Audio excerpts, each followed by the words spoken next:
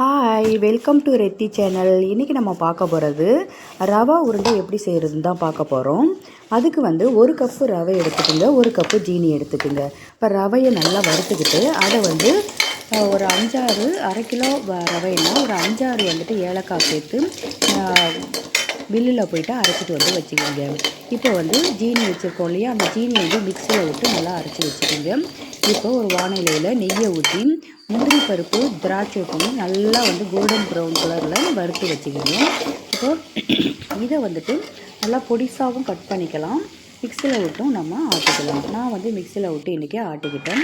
சாஃப்டாக இருந்தால் ரொம்ப பிடிக்கும். அதனால் இதை பார்த்தீங்கன்னா ஏற்கனவே நம்ம ரவையை அரைச்சி வச்சுருக்கோம்ல, அதோட ஜீனியை சேர்த்து நல்லா கலந்து விட்டு அதில் நம்ம அரைச்சி வச்சுருக்கிற முந்திரி பருப்பு திராட்சையை போட்டு நல்லா கலந்துக்கணும்.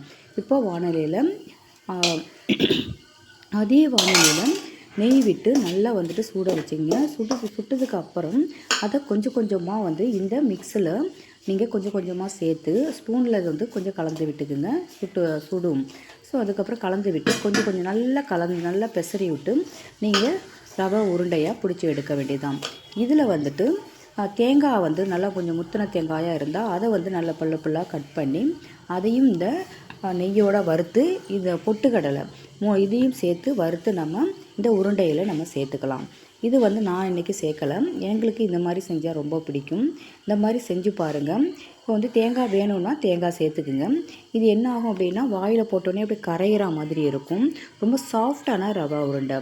இப்போ ரவா உருண்டை கொரகொரப்பாகவும் செய்யலாம், இதை போலையும் செய்யலாம். ஒருவேளை நெய் வேணான்னு நினைக்கிறவங்க பாலை நல்லா சுண்ட காய்ச்சி நல்லா சுண்டிடணும். தொட்டு பார்த்தா பிசு பிசுன்னு வரணும். அந்தளவுக்கு நல்லா நல்லா சுண்ட காய்ச்சிடணும்.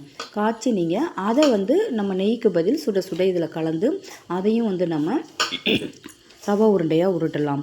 ஆனால் பாலை காய்ச்சி நம்ம ரவை உருண்டை உருட்டுறப்ப ரவை உருண்டை என்ன ஆகும் அப்படின்னா 2-3 நாள் தான் நல்லாயிருக்கும், அதுக்கப்புறம் கெட்டு போயிடும்.